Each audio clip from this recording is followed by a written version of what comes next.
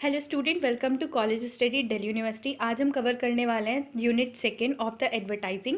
अगर आपको इस वीडियो लेक्चर के नोट्स चाहिए तो आप हमारा टेलीग्राम चैनल ज्वाइन कर सकते हैं। टेलीग्राम चैनल का लिंक आपको हमारे चैनल की पोस्ट में मिल जाएगा या फिर आप कमेंट सेक्शन में मांग लीजिएगा, वहाँ पे भी आपको प्रोवाइड कर दिया जाएगा। तो चलो शुरू करते हैं। सबसे पहले इसमें टॉपिक है the meaning of advertising appeal. Advertising appeal क्या होती है? तो एडवर्टाइजिंग अपील एक तरीका है, मतलब जो भी आपको एक एडवर्टाइजमेंट तो आप समझते हो, आपने पहली यूनिट पढ़ ली है। तो जो भी एडवर्टाइजिंग का सेंट्रल आइडिया होता है ना, सेंट्रल थीम होती है, वो होती है एडवर्टाइजिंग अपील। मतलब इसका एम ये होता है कि आप अट्रैक्ट करो, अटेंशन, इंटरेस्ट अरोज कराओ और इमोशन को इन्फ्लुएंस करो और टारगेट ऑडियंस के। और ये पूरे मैसेज का मतलब पूरे एडवर्टाइजिंग का कोर आइडिया या ईमेल मैसेज का स्टाइल होता है। एडवर्टाइजिंग अपील बहुत ही ज़रूरी है बिकॉज ये क्या प्रोडक्ट का बेनिफिट है, मतलब प्रोडक्ट हमें कैसे बेनिफिट करेगा वो बताता है, इमोशनली कनेक्ट करता है एडवर्टाइजिंग से और प्रोडक्ट एंड सर्विसेज की वैल्यू से हमें रिलेट कराता है। अब देखो, इसे और अच्छे से समझने के लिए हम एग्जांपल करेंगे तो आपको और समझ आएगा। देखो, पर्पस क्या होता है एडवर्टाइजिंग अपील का? पहला, अटेंशन ग्रैब करना। पहला गोल यही होता है एडवर्टाइजिंग का कि अपने आप को स्टैंड आउट फील कराना। मतलब इतने सारे ऐड चल रहे हैं, आपका ध्यान उसी ऐड पे जाए, उसे कहते हैं स्टैंड आउट फील कराना। तो एडवर्टाइजिंग अपील का मेन एम यही है कि अपने आप को अलग सा फील कराना। आप देखो और आप देखते ही रह जाओ कि वाह भाई क्या ऐड बनाया है। इंटरेस्ट क्रिएट करना एंड डिज़ायर। अब आपने ऐड देखा, आपको उसमें बहुत ज़्यादा क्यूरियोसिटी लगी कि यार क्या होने वाला है आगे ऐड में। कोई कोई ऐड ऐसा होता है ना कि फेविकॉल का एक ऐड था जिसमें वो बॉट लेके जा रहा होता है, अगर आपने देखा होगा, उसमें क्यूरियोसिटी रहती है कि आगे क्या होगा। तो क्यूरियोसिटी ट्रिगर करना और इमोशनल इन्वॉल्वमेंट शो करना जिससे ऑडियंस जो है वो कनेक्टेड फील करे प्रोडक्ट के regarding. Then stimulate the action. अब आपने अवेयरनेस क्रिएट कर दी, आपने इंटरेस्ट जगा दिया। अब क्या है लास्ट स्टेप, क्या होता है एडवर्टाइजिंग का? कि एक्शन स्टिमुलेट करना, कि जो भी देख रहा है उस ऐड को, वो जाके प्रोडक्ट परचेस करे या फिर वेबसाइट विजिट करे या फिर जो भी मेन एम है उसका। जैसे अगर सेव वाटर का ऐड चल रहा है तो वाटर सेव करे, मतलब सोशल कॉज को उसके हिसाब से अपना बिहेवियर चेंज करे। Differentiate the product. इस एम ये होता है कि इतने सारे प्रोडक्ट चल रहे होते हैं, इतने सारे एडवर्टाइजिंग चल रहे होते हैं, हर प्रोडक्ट का अपने प्रोडक्ट को अलग से दिखाना जो है वो इसका एम होता है कि यूएसपी शो करना, क्रिएटिविटी और इंगेजिंग वे में इस चीज़ को स्टिमुलेट करना। देन आ जाते हैं characteristic of effective advertising. Effective advertising appeal की करेक्टरिस्टिक क्या है? पहला, रिलीवेंट टू द ऑडियंस। ये ना ऐसा होना चाहिए कि ऑडियंस का इंटरेस्ट, वैल्यू और नीड जो है उनको टारगेट करे, ठीक है, और उनके इंटरेस्ट, वैल्यू, नीड के साथ अलाइन करें ताकि अच्छे से आपकी जो बात है वो ऑडियंस तक पहुंचे। Then clear message. जो मैसेज होना चाहिए ना वो बिल्कुल क्लियर होना चाहिए कि लोगों के दिमाग में समझ जाए, वो लोग अंडरस्टैंड करें कि आप कहना क्या चाह रहे हो। क्रेडिबल एंड बिलीवेबल, आपके मैसेज पे लोग विश्वास करें। Then memorable. अब एडवर्टाइजमेंट कई कई ऐड होते हैं ना जिसे आप याद रख पाते हो, जैसे LIC का ऐड है, ज़िंदगी के साथ भी ज़िंदगी के बाद भी, टैगलाइन याद हो गई। ये क्या है? ये मेमोरेबल इंप्रेशन है कि इतनी पावरफुल अपील होनी चाहिए ना कि लॉन्ग लास्टिंग इंप्रेशन रह जाए। Then support the brand image. आपकी जो ब्रांड की इमेज है वो दिमाग में लोगों के रहे और ये ब्रांड के ओवरऑल टोन को और आइडेंटिटी को प्रमोट करे। देन जो एडवर्टाइजिंग अपील है ना वो कई तरीके की होती है, रैशनल, इमोशनल। तो पहली अपील आती है हमारी रैशनल अपील। रैशनल अपील में क्या होता है कि हम लॉजिक और फैक्ट पे बात करते हैं, मतलब बिल्कुल भी इमोशनल होके नहीं बात करते, बिल्कुल लॉजिकल होके, बिल्कुल फैक्ट फिगर्स पे। यहाँ पे फोकस किया जाता है प्रैक्टिकल, फंक्शनल और यूटिलिटेरियन बेनिफिट्स के, प्रोडक्ट और सर्विसेज से हमें क्या फ़ायदा हो रहा है।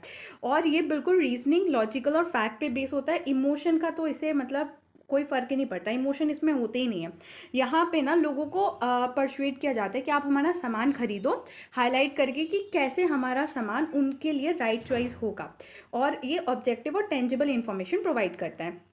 अब की करेक्टरिस्टिक क्या है रैशनल अपील की? तो ये फैक्ट बेस्ड होता है, मतलब वेरी क्लियर वेरीफाइबल फैक्ट यहाँ हम दिखाते हैं, जैसे फीचर्स, बेनिफिट, प्राइस जो हैं उनके बेसिस पे। फोकस करता है यूटिलिटी और परफॉर्मेंस पे कि कैसे हमारा जो प्रोडक्ट की क्वालिटी है, एफिशिएंसी और ड्यूरेबिलिटी है वो आपके मनी और टाइम को सेव करेगी, इस चीज़ पे फोकस करता है। Comparison oriented. कई बार क्या होता है दो ब्रांड के बीच में कंपैरिजन करके भी यहाँ दिखाया जाता है। अगर कंपैरिजन का एग्जाम्पल लिखने को आएगा ना तो सर्फ एक्सेल और एरियल का लिख के आना। ये बहुत ही अच्छा इनका मतलब ऐसे डिबेट चली थी काफ़ी टाइम तक और बहुत अच्छा एग्जाम्पल है।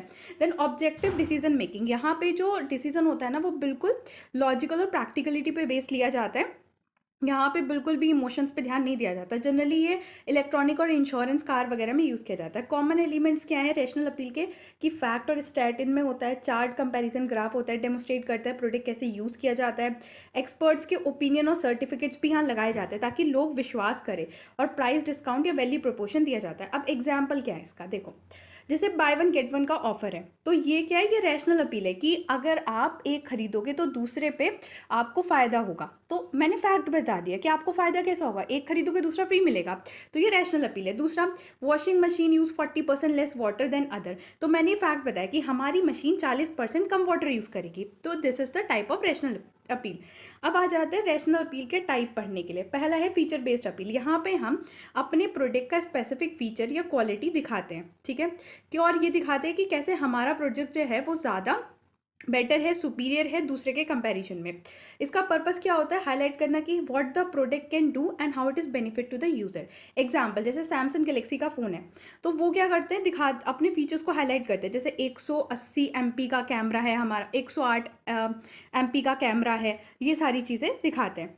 एग्जाम्पल्स बहुत इंपॉर्टेंट है, एग्जाम्पल याद रखना, लिख के आना, तुम्हारे मार्क्स बहुत अच्छे आएंगे। Price based appeal. Price based appeal में क्या होता है, हम फोकस करते हैं यहाँ पे अपने प्रोडक्ट की जो कॉस्ट है, और हम ऐसे दिखाते हैं कि हमारा जो प्रोडक्ट है ना वो काफ़ी सस्ता है, हम डिस्काउंट दे रहे हैं, ऑफर दे रहे हैं, और कंज्यूमर को ये लगता है कि वो उन्हीं पैसों से अच्छा सामान खरीद पा रहा है। तो इसका पर्पस क्या होता है कि कंज्यूमर को ये दिखाना कि वो मनी भी सेव कर रहा है और बेस्ट डील भी ले रहा है। एग्जाम्पल, जैसे जियो रिचार्ज हमें दिखाते हैं कि unlimited call, 1.5 GB data per day in 239 rupees. Then competitive advantage appeal. यहाँ पे हम क्या करते हैं, हम ये दिखाते हैं कि हमारा प्रोडक्ट कॉम्पिटिटर के प्रोडक्ट से बेटर कैसे है, परफॉर्मेंस के बेस पे, क्वालिटी, प्राइस, सर्विस, इसके बेस पे।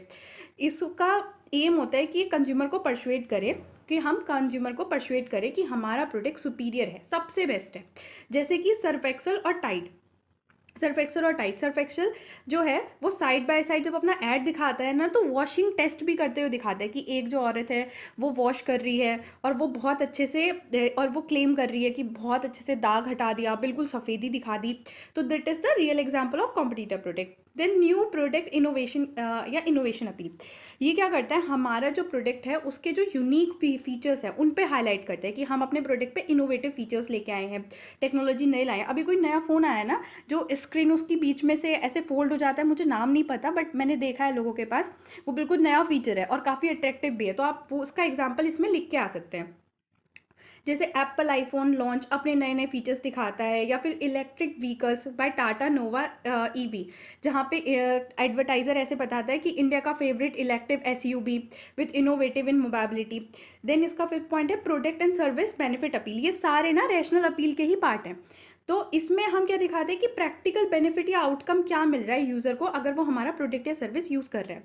यहाँ पे हमारा पर्पस होता है ये दिखाना कि हमारे प्रोडक्ट की हेल्प से वो कोई भी जो उनकी प्रॉब्लम है वो सॉल्व हो जाएगी, और उनकी लाइफ जो है वो ईजी बन जाएगी। जैसे LIC जीवन आनंद पॉलिसी जो हाईलाइट करती है कि इसमें आपकी लाइफ कवर तो है ही, पर प्लस मैच्योरिटी रिटर्न भी है। लाइफ कवर का मतलब क्या है कि अगर आपकी डेथ हो गई तो आपके जो भी आपके बाद नॉमिनी होगा उसको पैसे मिल जाएंगे, और मैच्योरिटी रिटर्न का मतलब क्या है कि अगर आपकी डेथ नहीं हुई और तब तक आपकी पॉलिसी मैच्योर होगी तो पूरा पैसा वापस हो जाएगा, ठीक है।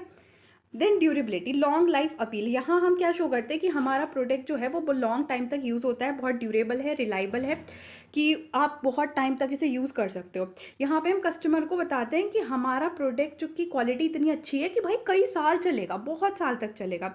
इसका रियल लाइफ एग्जाम्पल है एमरॉन बैटरी, ये आपने सुना भी होगा, लास्ट लॉन्ग रियली लॉन्ग, जो फोकस करते हैं कि बैटरी की लाइफ और ड्यूरेबिलिटी बहुत अच्छी है हमारी ब्रांड की। देन रैशनल अपील के ये सारे पार्ट थे। अब हम पढ़ते हैं दूसरे टाइप की appeal, that is emotional appeal in advertising.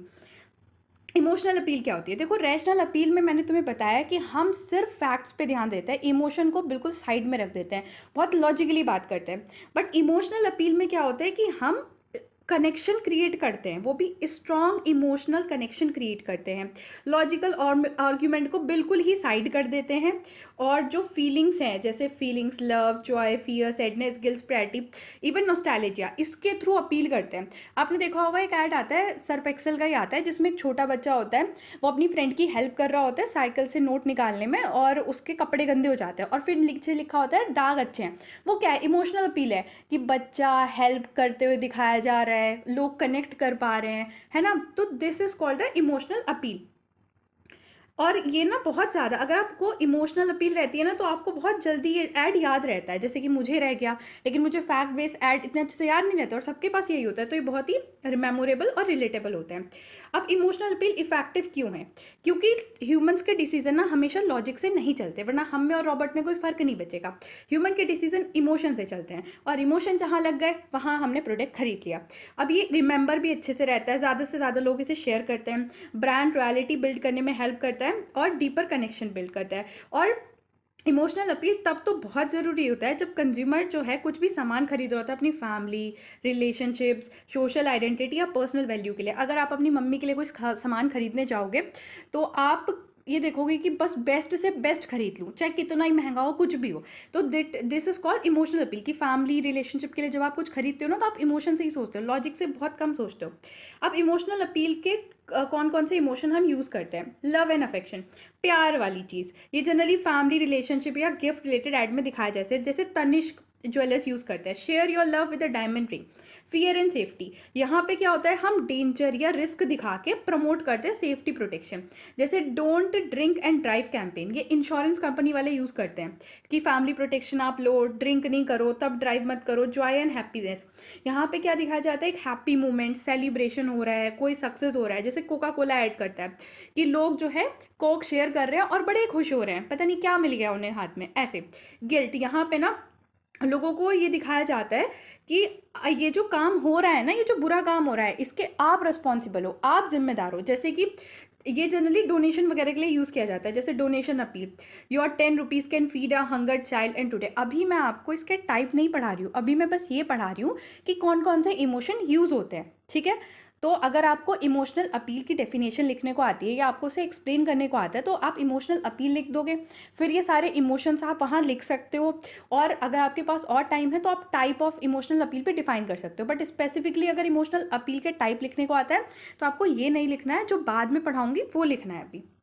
Then pride and achievement, यहाँ पे कनेक्ट लोग क्या करते हैं, अपनी डिजायर टू सक्सेस, स्टेटस और पैट्रोटिज्म से हम कनेक्ट करते हैं। जैसे कि कोई अगर एजुकेशन या जॉब रिलेटेड एडवर्टाइजमेंट होता है तो वो ये यूज़ करते हैं, जैसे be the hero of your story.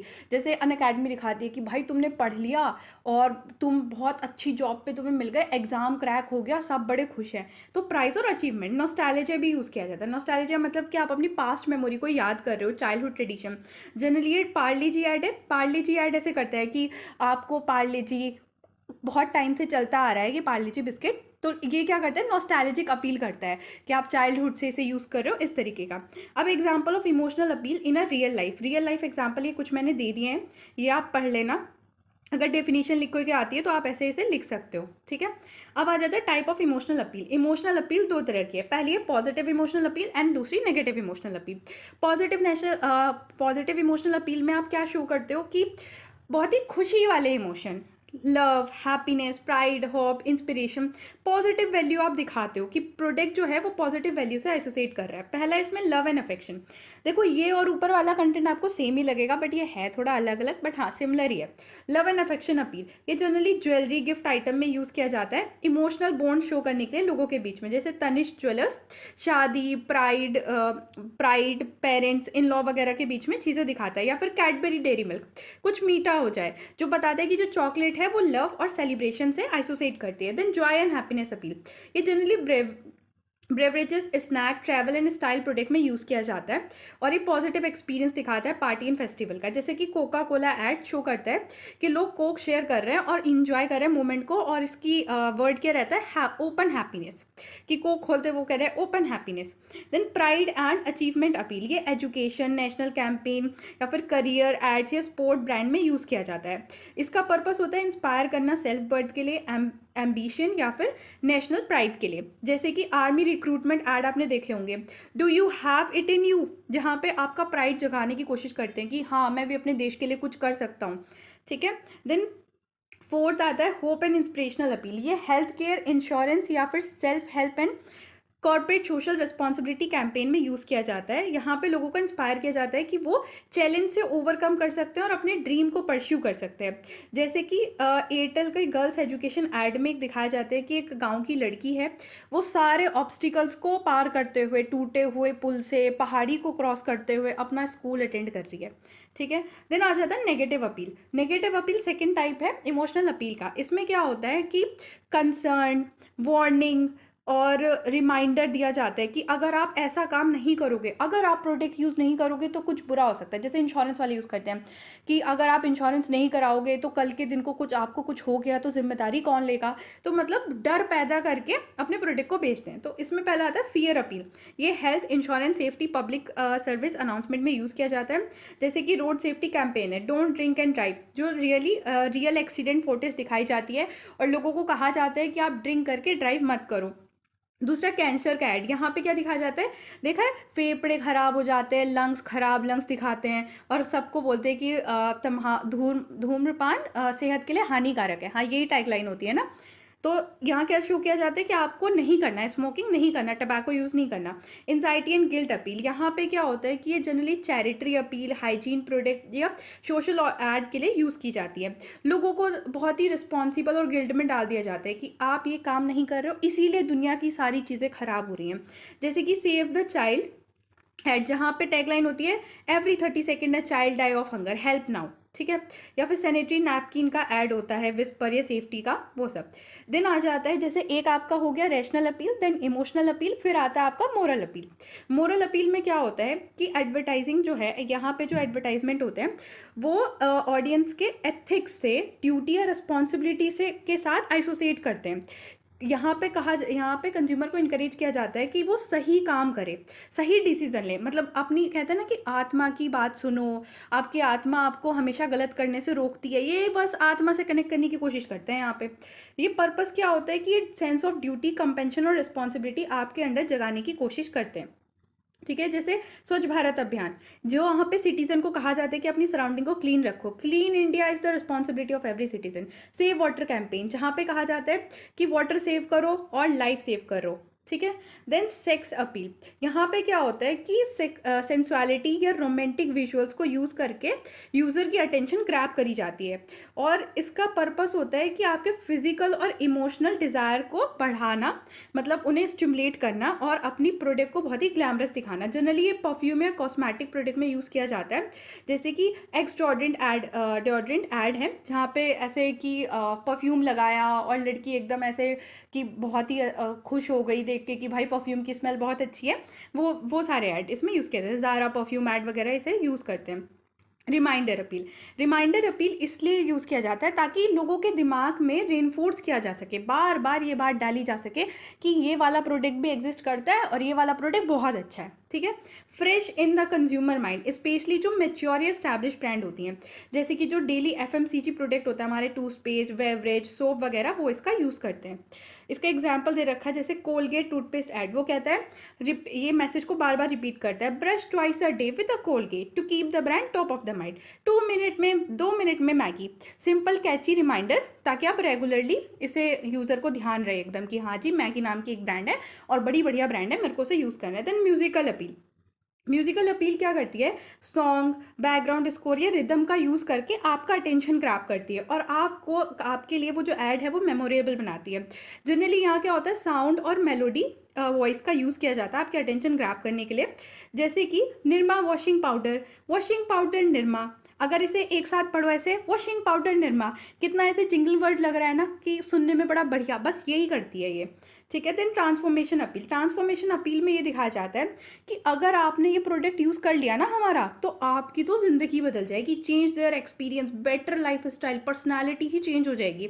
यहाँ पे बहुत ज़्यादा इमोशनल अटैचमेंट करा जाता है और ये कहा जाता है कि प्रोडक्ट जो है वो कंज्यूमर की जो आइडेंटिटी है उसे ही चेंज कर देगा। Generally luxury product, beauty, fashion, tourism, life style product, देखा है ब्यूटी प्रोडक्ट में ऐसा होता है कि पहले लड़की बड़ी ऐसे सांवली सी दिखाते हैं जानबूझ के, और फिर एकदम से क्रीम लगाया, गोरी हो गई, और शैम्पू वगैरह के उसमें भी यूज़ करते हैं, बाल एकदम ख़राब हो रहे थे, शैम्पू लगाया, बाल एकदम सिल्की हो गए, बिल्कुल लहराती हुई घटाएं हो गई। तो ये सब, जैसे लॉरियल पैलेस से use, Paris, sorry guys, L'Oreal Paris इसे यूज़ करता है, रॉयल इनफील्ड वगैरह, एप्पल आईफोन वगैरह इन सब का यूज़ करते हैं। Then direct appeal, direct appeal में क्या होता है कि डायरेक्टली हम मैसेज कम्युनिकेट करते हैं, मतलब बिल्कुल डायरेक्ट जो प्रोडक्ट के बारे में है वो डायरेक्टली बोल देते हैं। यहाँ पे अगर ऊपर आप देखोगे ना तो क्या होता है कि वैसे जनरली प्रोडक्ट के बारे में घुमा फिरा के बात की जाती है स्टोरी टेलिंग के हेल्प से, किसी और तरीके से, लेकिन डायरेक्ट अपील में जो हिडन मैसेज है ना वो हिडन नहीं रहता, बस डायरेक्टली चीज़ें बोल देती हैं। इनका एम होता है सिंपल, परसेसिव और ट्रांसपेरेंट ऐड क्रिएट करना, जैसे कि सेल प्रमोशन वगैरह कर रहे होते हैं। बिग बाजार add, flat 50% of in all item, directly बोल दिया कि भाई 50% ऑफ है, कुछ भी आके खरीद लो। इनडायरेक्ट अपील में क्या होता है कि हम सिंबल, स्टोरी टेलर, इमोशन या सबटाइटल सजेशन की हेल्प से इनडायरेक्टली अपने प्रोडक्ट को प्रमोट कर रहे होते हैं, लेकिन ये ज़्यादा इम्पैक्टफुल होता है क्योंकि इमोशनली ज़्यादा कनेक्ट कर पाता है। ठीक है। देन बैंडवॉन अपील, इसमें क्या होता है कि आपको ना फोमो क्रिएट किया जाता है, फियर ऑफ लेफ्ट आउट, कि जो क्राउड कर रही है अगर वो आप फॉलो नहीं करोगे तो आप बाहर रह जाओगे, आपको लोग बिल्कुल ऐसी नज़रों से देखेंगे कि आपने कोई गुनाह कर दिया है, तो everyone else is using it, तो आप भी यूज़ करो। ठीक है।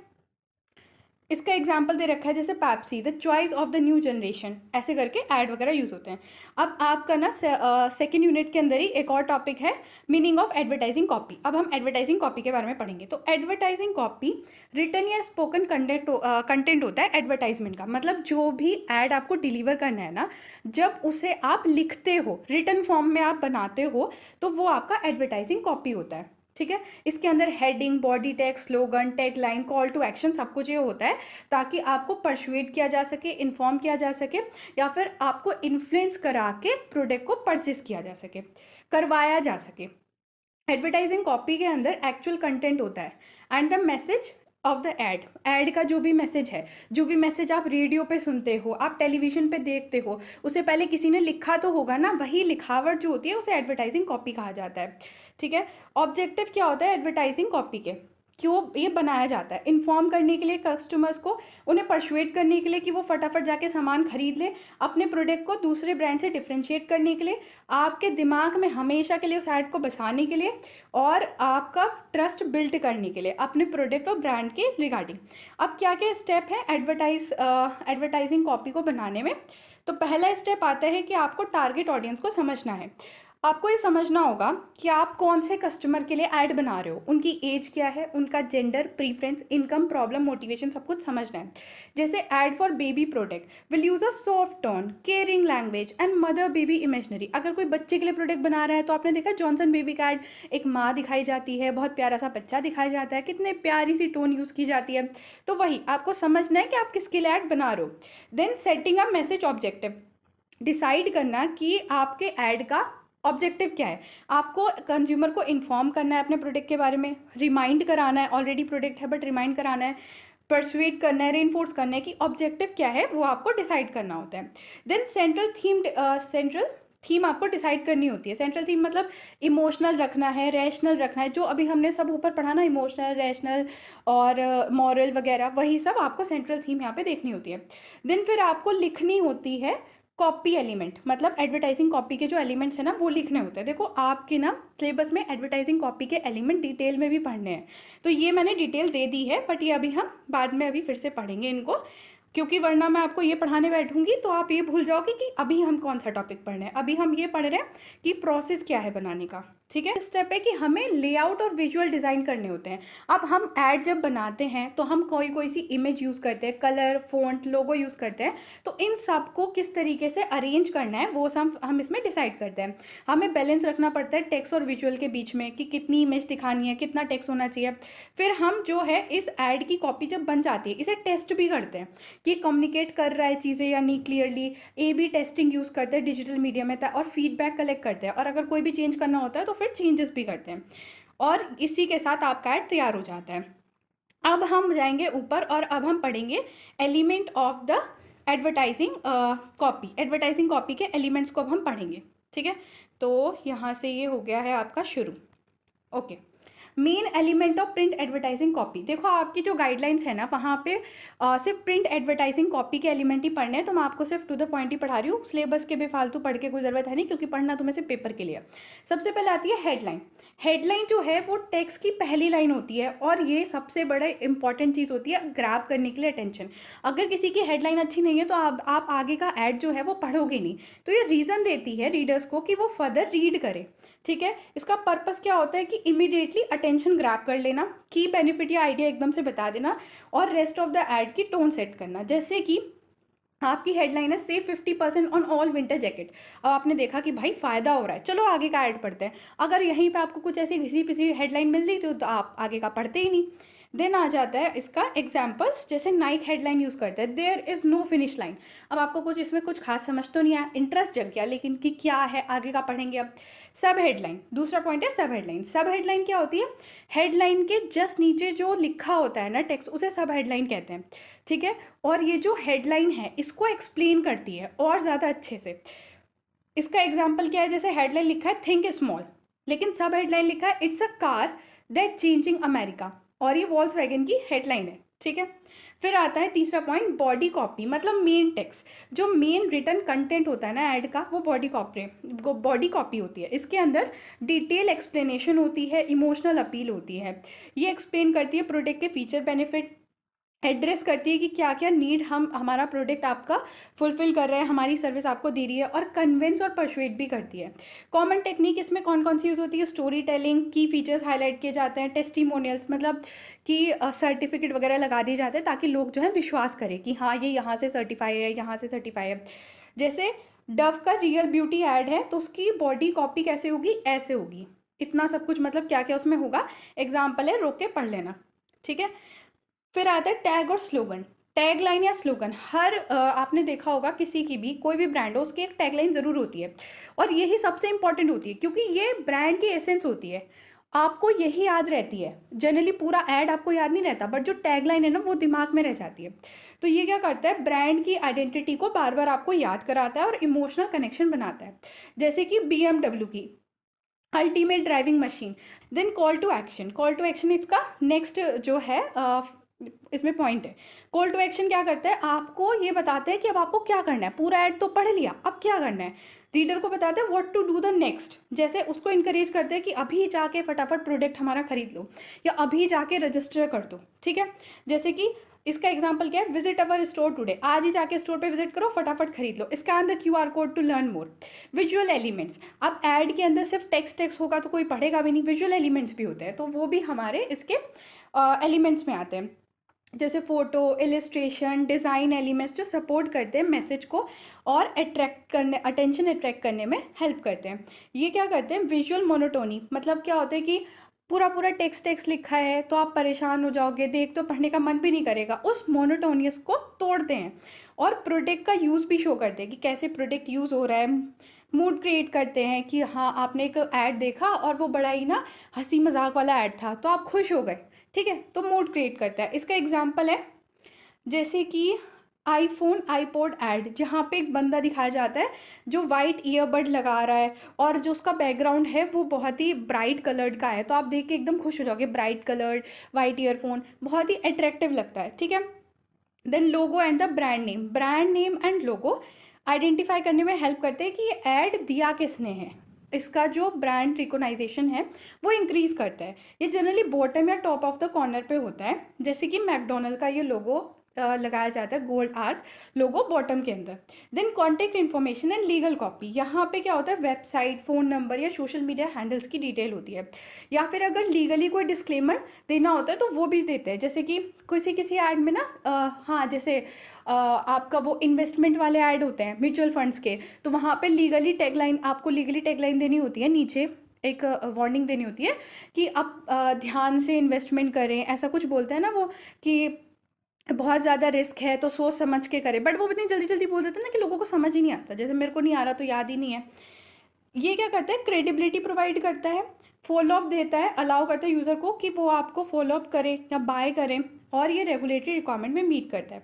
फिफ्थ इसका आता है designing the layout and visuals. यहाँ पे हम इमेज, कलर, फ़ॉन्ट, लोगो और ओवरऑल मैनेजमेंट पे ध्यान देते हैं, और ये पूरे मैसेज को अट्रैक्टिव बनाने में हेल्प करता है। ये टेक्स्ट और विजुअल के बीच में एक बैलेंस रखता है, ठीक है।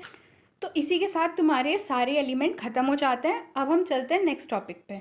हाँ, अब कौन कौन से प्रिंसिपल हैं जो हमारी एक एडवर्टाइजिंग कॉपी डिज़ाइन को गुड बनाते हैं, बेटर बनाते हैं, अच्छा बनाते हैं। तो सबसे पहले अटेंशन। आपका जो कॉपी डिज़ाइन होना चाहिए ना, वो ऐसा होना चाहिए कि वो एकदम से जो भी कस्टमर है उसकी अटेंशन ग्रैब करे। इंटरेस्ट, फिर इंटरेस्ट होल्ड करे कि क्या क्यूरियोसिटी जगाए लोगों के अंदर, डिज़ायर, इमोशनल और रैशनल डिज़ायर बिल्ड करे प्रोडक्ट के लिए, कि आपको प्रोडक्ट देख के बस ऐसा हो जाए कि अब तो ये खरीदना है। और लास्टली आप एक्शन भी करो, मतलब जाके आप वो प्रोडक्ट खरीदो भी। क्लियरिटी, आपका मैसेज ऐसा होना चाहिए ना उसमें कॉपी में कि एकदम बंदे को समझ आ जाए। कंसिस्टेंसी, मतलब आपका जो मैसेज है, आपकी जो विजुअल टोन है और आपका ब्रांड टोन है, वो सब एक साथ मैच होना चाहिए। ऐसा नहीं लगना होना चाहिए कि पता नहीं क्या ही बता रहे हैं, कुछ समझ ही नहीं आ रहा, देखने में मज़ा ही नहीं आ रहा। सिंप्लिसिटी, देखो ज़्यादा अगर आप ऐसे रखोगे ना बिल्कुल भरा भरा सा, तो भी लोगों के दिमाग में एकदम से नहीं। अगर मैंने आपको एक एडवर्टाइजमेंट दिखा दिया जिसके अंदर बस बहुत सारा कंटेंट लिखा हुआ है या बहुत ज़्यादा हौच पौच हो रखी है, तो दिमाग में कैसा आएगा। तो सिंप्लिसिटी होनी ज़रूरी है। और ऑनेस्टी, मतलब आपको चीज़ें बढ़ा चढ़ा के नहीं बतानी है, जो चीज़ें हैं वही बतानी है, बट ऐसा जनरली होता नहीं है। अब ये रियल लाइफ एग्जांपल मैंने लिया है एडवर्टाइजिंग कॉपी का फॉर द टूथपेस्ट, क्योंकि जो मैंने क्वेश्चंस देखे थे उनमें ऐसे किसी किसी का, मतलब किसी का भी आपको दे दिया है और आपको बोल दिया है कि एडवर्टाइजिंग कॉपी बनाओ, तो आप एक बार इसे पढ़ लोगे तो आप अच्छे से बना पाओगे अगर ऐसा कोई क्वेश्चन आ जाता है तो, ठीक है। देन आ जाता है type of advertising copy. Advertising copy कितने तरह की है, तो पहले आता है साइंटिफिक एडवर्टाइजिंग कॉपी। यहाँ पे फैक्ट, स्टैट, एक्सपेरिमेंट और एक्सपर्ट के ओपिनियन आपको बताए जाते हैं। उन्हीं के हेल्प से जो भी प्रोडक्ट है उसके क्लेम को डिफाइन किया जाता है कि हाँ हमारा प्रोडक्ट ऐसा करता है, और एक्सपर्ट का ओपिनियन भी यही है कि हमारा प्रोडक्ट ऐसा सच में करता है। लॉजिकल और रीजनिंग जो है ऑडियंस को दी जाती है, और ये टेक्निकल और हेल्थ रिलेटेड प्रोडक्ट में यूज़ किया जाता है। देन इसका एग्जाम्पल दे रखा है लाइफ बॉय, किल 99.9% जर्म, और लिखा है कि ये लैब टेस्टेड और अप्रूव्ड है, मतलब आपको एक टेस्टिमोनियल मिल गया कि हाँ ये लैब में टेस्ट है और अच्छा भी है। देन आता है डिस्क्रिप्टिव एडवर्टाइजिंग कॉपी। यहाँ पे डिटेल में एक्सप्लेनेशन दी जाती है प्रोडक्ट के फीचर, फंक्शन और इंग्रेडिएंट की, और किस तरीके से वो आपको बेनिफिट पहुँचाएंगे। फोकस होता है इन्फॉर्म करने का। देन परसुएडिंग इमोशनल, मतलब यहाँ पे आपको परसुएड नहीं कर रहे होते इमोशनली, बस इन्फॉर्म कर रहे होते हैं कि हमारा प्रोडक्ट के फीचर्स क्या हैं, फंक्शन क्या है और कितने अच्छे से वो काम करता है। इसका एग्जांपल है हॉर्लिक्स एड, जो बताता है आपको contain 23 vital nutrients like iron, calcium, vitamin D to support the children growth, ठीक है।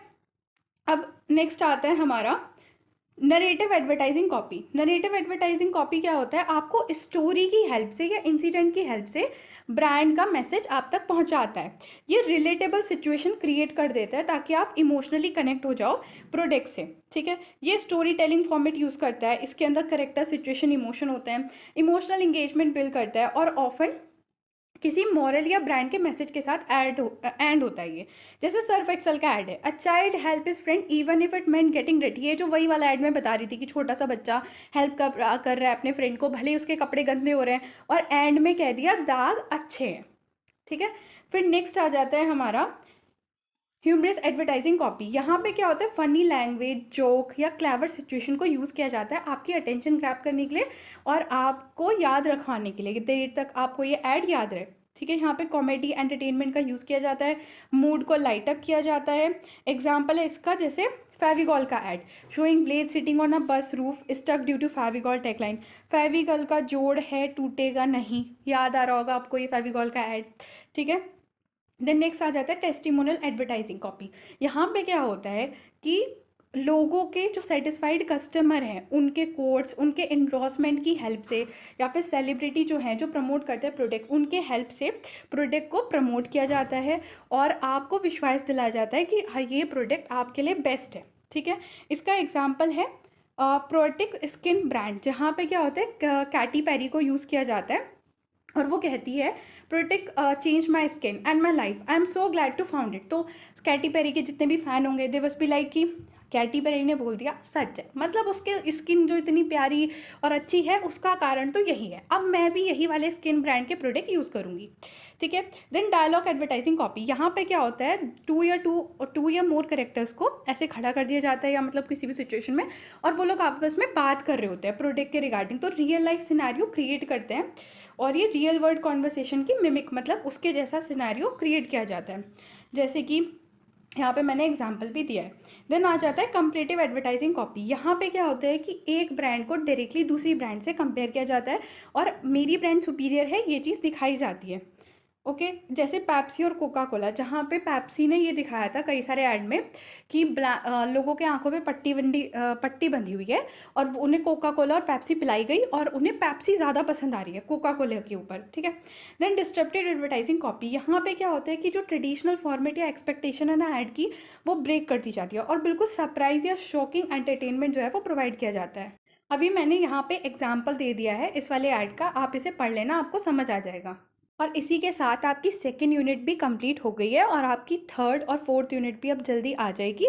मैं कल से पहले पहले, मतलब कल शाम से पहले पहले आपका पूरा जो सिलेबस है एडवर्टाइजिंग का वो कवर करा दूंगी, बस पढ़ते रहो। और अगर आपको इसके नोट्स चाहिए तो आप टेलीग्राम चैनल ज्वाइन कर लेना। टेलीग्राम चैनल का लिंक हमारे चैनल की पोस्ट में मिल जाएगा या कमेंट सेक्शन में लिंक मांग लेना, आपको वहाँ भी दे दिया जाएगा। थैंक्स फॉर वॉचिंग, वीडियो को लाइक करो, चैनल को सब्सक्राइब करो।